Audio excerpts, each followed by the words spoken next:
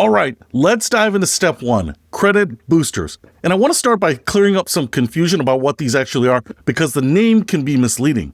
Credit boosters are not new credit accounts. They're not loans, they're not credit cards. So, what are they?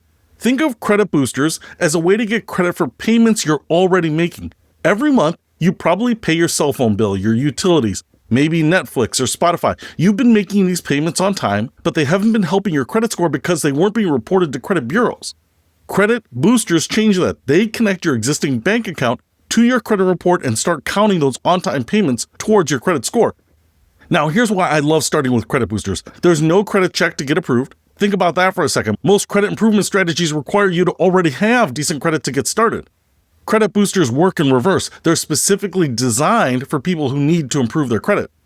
You're essentially saying to the credit bureau, hey, take a look at my bank account. See all these on-time payments I've been making? Count those towards my score too.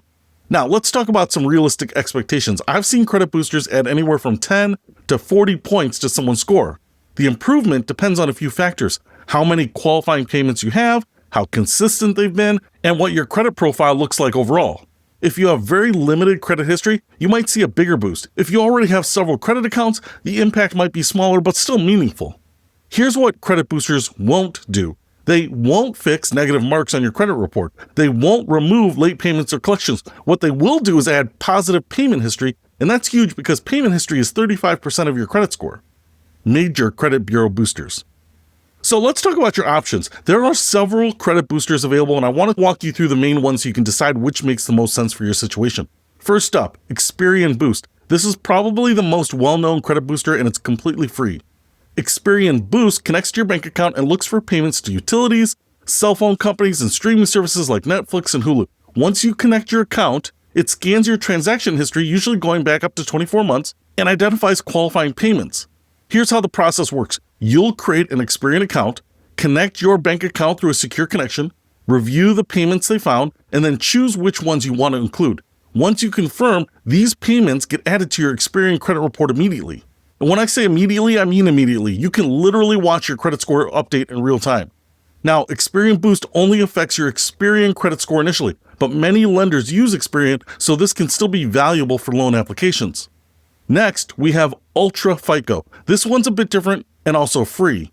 Instead of looking at specific bills, Ultra FICO looks at your overall banking behavior. It considers things like how long you've had your bank account, your average account balance, and whether you keep money in savings. Ultra FICO can be particularly helpful if you're someone who keeps money in the bank but doesn't have much credit history. It's basically saying this person manages money responsibly, even if they don't have a lot of credit accounts. The third option I want to mention is eCredible Lift. Now, this one does cost money, usually around $25 to $30 per month, but it can report to all 3 credit bureaus. eCredible Lift focuses on rent payments and utilities. If you're paying rent every month, this could be valuable because rent is typically your largest monthly payment. However, because there's a cost involved, I usually recommend starting with the free options first. Here's my honest recommendation. Start with Experian Boost. It's free, it's easy to set up, and you'll see results immediately. If you want to go further, add Ultra FICO. Save the paid services until after you've maxed out the free options. Implementation strategy. All right, let's talk about actually doing this. I'm going to walk you through the setup process so you can get this done today. For Experian Boost, here's what you'll do. First, you'll go to Experian's website and create a free account. You'll need to verify your identity with some basic information.